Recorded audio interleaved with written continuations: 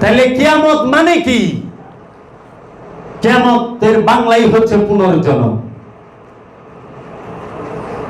কিয়ামতের বাংলাই হচ্ছে পুনর্জন্ম। তাহলে কিয়ামতের মুখামুখি করা হবে। তাহলে ব্যক্তি কিয়ামত হয়ে গেল। সূরা রহমানে বলতেছে কুল্লু মান আলাইহা ফান, কুল্লু মান আলাইহা ফান ওয়া ইয়াবকা ওয়াজহু রাব্বুকা ওয়াজুল জালালুল ইকরাম। কুল্লু মান, সমস্ত কিছু ফানা হবে, ধ্বংস হবে। আলাইহা ফান, সমস্ত কিছু ফান হয়ে যাবে। কি হয়ে যাবে? বিলীন হয়ে যাবে, মিশে একাকার হয়ে যাবে, ধ্বংস হয়ে যাবে। ওয়া ইয়াবকা,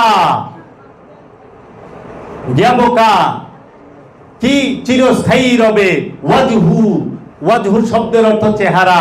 রব্বে কা, কা কইছে, কুম কয় নাই, কুমা কয় নাই। কা মানে এক বচন, কুমা মানে দুই বচন, কুম মানে বহু বচন। এই রব্বে কা, তোমার রবের চেহারা, যিনি জুল জালালুল ইকরাম, যিনি কারামাত ওয়ালা, জুল জালাল, যে প্রতি সেকেন্ডে কোটি কোটি রূপ দেখাচ্ছে, যেই রূপ আর জীবনে কখনো দেখানো হবে না, সেই রূপ, সেই জুল জালালের চেহারা। আচ্ছা, কোথায় ভাসমান থাকবে? দেহের মধ্যে নফস ভাসমান। প্রতিটা দেহের মধ্যে নফস ভাসমান ভাবে থাকে। দেহের সমস্ত ইন্দ্রিয়গুলোর মধ্যে নফসকে সেট করে দেওয়া হয়েছে। নফসের জন্যই দেহকে সৃষ্টি করা হয়েছে, দেহকে তৈরি করা হয়েছে, দেহের জন্য নফসকে নয়, দেহের জন্য নফসকে নয়। এই নফসে গেলে আরেক বিষয় আসবে, আমি এইদিকে যাব না, যেহেতু আমি মেজাজি আর হাকিকি ইবাদতের কথাটা এখানে তুলছি। তো আজকে সমাজে অনুষ্ঠান সর্বস্ব হয়ে গেছে। জান্নাত, জান্নাতে কি? কুরআন তো বলতেছে ইয়া আইয়ুহান নাফসু, হে মুতমাইন্না নফস, পরিতৃপ্ত নফস, তুমি জান্নাতে প্রবেশ করো। এটা কি মরণের পরে কইছে না আগে কইছে? আর হুতামায় কখন? তুমি সম্পদ জমা করলেই আমি তোমারে হুতামায় ভালায় দেব, গুইনা বাইসা রাখলেই। এটা কি সম্পদ জমা কি মরণের পরে করে না আগে করে? বাইসা থাকতে করে না? তো হুতামায় তো বাইসা থাকতেই ভালাইব। হুতামায় যে ভালাইব বাসা অবস্থায় তো হতাশা, আহা, উহু, এহে। এছাড়া মানুষ আছে? নাই তো। হাবিয়া দুজক, তলাবিহীন গর্ত, যেই তো দুজকের তলা নাই। ওটা কি মরণের পরে ভালাইব নাই জিন্দা থাকতে? তাই আমার দয়াল বাবা জান বলছে, বাবা, কেউ মরণের পরে জাহান্নামে যাইব না। সবাই জাহান্নামে আছে। জাহান্নাম বর্তমান কাল। জাহান্নামের যে কোরআন খোলেন, কোরআন পড়েন, জাহান্নাম শব্দটা যে যে জায়গায় আছে, জাহান্নামের যে স্তরগুলাই এক জায়গায় আগে পিছে, অতীত আর ভবিষ্যৎ নাই, সব জায়গায় বর্তমান। জান্নাতের বেলাও তাই, সব জায়গায় বর্তমান কাল, অতীত ভবিষ্যৎ নাই। তা আমাকে ভবিষ্যৎ খালি কোনকে? ভবিষ্যতে যাইব, ভবিষ্যতে যাইব মানে কি? ভুল শিক্ষা কেন দেন? কুরবানি করেন, কুরবানি জীবনে একবার করার লাগে। কোনটা? হাকিকিতে একবার কুরবানি হয়ে গেলেই কমপ্লিট। আর আনুষ্ঠানিকতায় মেজাজিতে প্রতি বছর করে। আবার নফস একটা কুরবানি করে 10টা। এক আমিত্ব অনেকে 10টা করে, 15টা করে, করতেই থাকে। আবার অনেকে 3 দিন বইরা করে। এটা অনুষ্ঠান। বনের পশুকে ধরে এনে জব করাটা, এটা হচ্ছে আনুষ্ঠানিকতা। এটা আনুষ্ঠানিক কুরবানি। এই আনুষ্ঠানিক দিয়েই বুঝতে হয় হাকিকি কুরবানি কিভাবে করতে হয়। যেইভাবে আপনি বনের পশুটাকে ওই বাজার থেকে তাই কিনা আইনা, তাই না ধইরা আইনা, সব একদম শক্তি খাটাইয়া জোর কইরা গলায় ছুরি চালায় দেন, ও কিন্তু ছুরি নিতে চায় না, আপনি চালায়া দেন।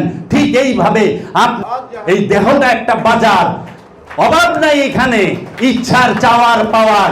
এই বাজার থেকে আপনার আমিত্ব নামক নফসটাকে ঠিক ওই বনের পশুর মতো টাইনা ধইরা আইনা জোর করে, এই আমিত্ব কখনোই সে জবে হতে চায় না, কুরবানি হতে চায় না, তাকে জোর কইরা ধইরা আইনা এই সমস্ত ইচ্ছার জিবলাগুলাকে, ইচ্ছার মাথাটাকে কাইটা দেন দয়ালের রহমতকে নিয়া। দয়ালই কাইটা দিব। এই হাকিকি কুরবানি। এর জন্য বাবা নজরুল বলেছেন কি, মনের পশুকে করো জবাই, পশুরা বাঁচে, বাঁচে সবাই। প্রথমে তোমার এই মনে যে পশু, প্রত্যেকটা নফসের মধ্যে আমিত্ব নামক যে শয়তান রূপী খান্নাস, তার স্বভাব পশুর থেকেও ভয়ঙ্কর, পশুর থেকেও হিংস্র, পশুর থেকেও দানবীয়। কারণ হিংস্র না হইলে আপনি 1 সেকেন্ডের ভিতরে এই আমিত্বের কারণে, এই সম্পদ জমা করার কারণে এক বোমা মাইরা লক্ষ লক্ষ মানুষ মাইরা ভালান, এক বোমা মাইরা শত শত মানুষ মাইরা ভালান। এমন অস্ত্র বানাইছেন যে 24 ঘন্টা অনর্গল খালি গুলি চলবে, 23 ঘন্টা। নাম দেয়া দিছেন AK-47। মানুষ মারার মেশিন তা আবিষ্কার করে ভালাইছেন সভ্য জাতের লোকেরা। ইউরোপ আমেরিকানরা বলে খুব সভ্য। সভ্য জাত কি কোনোদিন মানুষ হত্যার মেশিন বের করে? মানুষ গড়ার মেশিন তো বের করতে পারলেন না, মানুষকে কামেল করার মেশিন তো তৈরি করতে পারলেন না, কিন্তু মানুষকে কিভাবে সেকেন্ডের মধ্যে পানি কইরা দেওয়া যাইব সেই মেশিন, সেই বোমা তো তৈরি করা পারলেন। তাহলে পৃথিবীর মধ্যে একমাত্র সভ্য, একমাত্র শিক্ষিত, একমাত্র জ্ঞানী হচ্ছে সমস্ত আল্লাহর ওলিগণ, সমস্ত আল্লাহর রসুলগণ, সমস্ত আল্লাহর নবীগণ, সমস্ত মহাপুরুষগণ, যারা মানুষকে মানুষ করার অস্ত্র, ওজিফা, ওই বোমা তৈরি করছে। যেই কি নূরের চেহারার ধ্যান করলে যেই ওই নূরের চেহারাটাই সাধকের কাছে বোমার মতো, নফসের উপরে মারলে আমিত্ব নামক খান্নাস সে জইলা পুইরা সার খার হয়ে যায়। তাহলে সভ্যকে যারা অস্ত্র বানায়, সভ্যতার হাত দেখায়, বাম হাতে কয় শান্তি বজায় রাখো, মানব অধিকার লঙ্ঘন করো না, ডাইন হাত দিয়া billion billion trillion trillion dollar আর ইউরোর অস্ত্র বিক্রি করে। কতটি ট্যাঙ্ক, কতটি বোমারু বিমান, কতটি হেলিকপ্টার, কতটি পারমাণবিক বোমা, কতটি মিসাইল, কতটি গ্রেনেড। তারা বলে আবার কুট্টাই পরা সভ্য ভদ্রলোক, আর আমরা কিনি পাঞ্জাবি টুপি আর পাগড়ি পিন্দা একবারে যায়া কেবল হাল বিলিয়ন বিলিয়ন ডলারের অস্ত্র কিনা বয়ে রইছি। এই কেন শত শত আল্লাহর ওলি তৈরি করতে পারলা না? তুমি না মুসলমান, তুমি না আরব কান্ট্রি, কেন তুমি উমরের মতো সাহাবী তৈরি করতে পারলা না? কেন তুমি আবু বকরের মতো সাহাবী তৈরি করতে পারলা না? কেন তুমি আশিকে রাসূল বেলাল বানাইতে পারলা না? কেন তুমি ইউরোপ আমেরিকার কাছে অস্ত্র কিনবার যাও? আর এতিমগো বিরুদ্ধে মিডিয়া বানাই দিছ, জানি আল্লাহর ওলিদেরকে জুলুম করা হয়, অত্যাচার করা হয়, তাদের ভাড়া করা দালাল লাগাই দিছ, জানি আল্লাহর ওলিরা শান্তিতে না থাকতে পারে। যারা মানুষ গড়ার কারিগর, আল্লাহর ওলিরা অমানুষকে মানুষ বানায়, অসুরকে প্রেম দান করে। এই দেহ নামক যে পৃথিবী, দেহ নামক যে পৃথিবী, এই পৃথিবী থেকে, এই দেহ থেকে যখন আপনার নফসটাকে আলাদা করে দেওয়া হবে, ইনকানাত ইল্লা সাইহাতাও ওয়াহিদাতান ফাইজাহুম জামিউল লাদাইনা মুহদারুন। ইনকানাত ইল্লা সাইহাতাও, একটি মাত্র বিকট আওয়াজ হবে। সূরা ইয়াসিন পড়েন, একটি মাত্র বিকট আওয়াজ হবে, যেই আওয়াজটা অন্য কেউ শুনতে পাবে না। শুধু যে নফসের মৃত্যু হবে, যে নফসের মৃত্যু স্বাদ গ্রহণ করবে, যে নফস মৃত্যুর স্বাদ গ্রহণ করবে, সে এই আওয়াজটা পাবে। আগে ঈমান ঠিক করেন। ঈমান কি মোহাব্বত না অন্য কিছু? আগে ঠিক করেন না, তাহলে আজকে মোহাব্বতের কথা নাই, আছে কি? খালি ভয়। আল্লাহ তো কোরআনে বলে নাই কুল ইন কুনতুম খাউফ, কুল ইন কুনতুম সুন্নাহ, বলে তো নাই। আল্লাহ তো বলছে কুল ইন কুনতুম তুহিব্বুন হুব্বুন ভালোবাসা, আল্লাহ তো বলে নাই সুন্নতের কথা, আল্লাহ তো বলে নাই খৌফের কথা, তাহলে এত ভয় দেখান কেন? এত ভয় দেখান কেন? না উদ্দেশ্য অন্যটা, কারণ ডরাইলে পকেট থেকে মাল বাইর করবে, না ডরাইলে টাকা বাইরে না। আগে ডর, তারপরে হুড়হুড়ায় টাকা। কিভাবে দেখেন আমরা কত ধোঁকার ভিতরে আছি। ছোট্ট একটু উদাহরণ দিই। আমাদেরকেই আপনারা বলেন, শিক্ষা দেন কি কিয়ামত হবে। সর্বপ্রথম কিয়ামতের পরে সবাই হাসরে উঠবেন, হাসরের পরে মিজানে যাইবেন, পুলসিরাত পার হইবেন, তারপরে আপনি সিলেকশন হবে, নির্বাচিত হচ্ছে জাহান্নামী না জান্নাতি। ওই মিজানের পরে যাই আসবে, ওই পুলসিরাতের পরে যাই আসবে জান্নাতি না জাহান্নামী পরে, তাই না?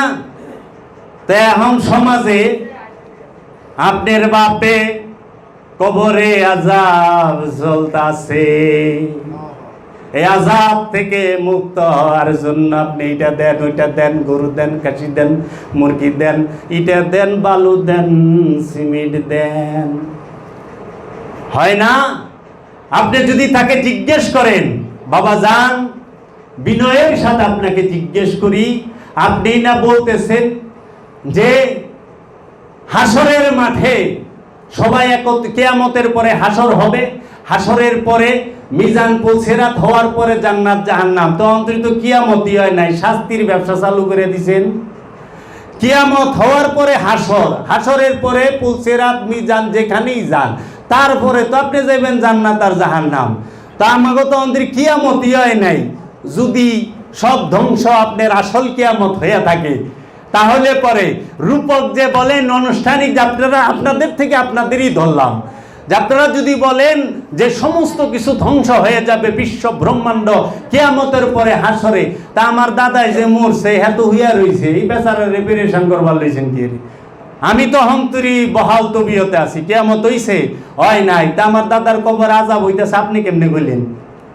আপনি জানলেন কেমনে? গেছিলেন দাদার এনে?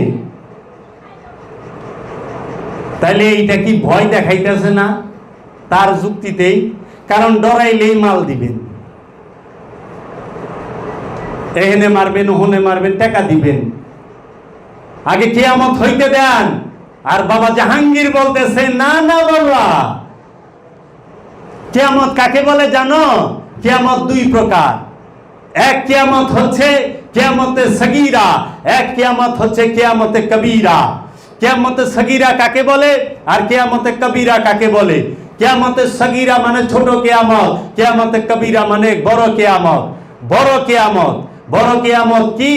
যখন এই বিশ্ব ব্রহ্মাণ্ড সমস্ত কিছু ধ্বংস হবে।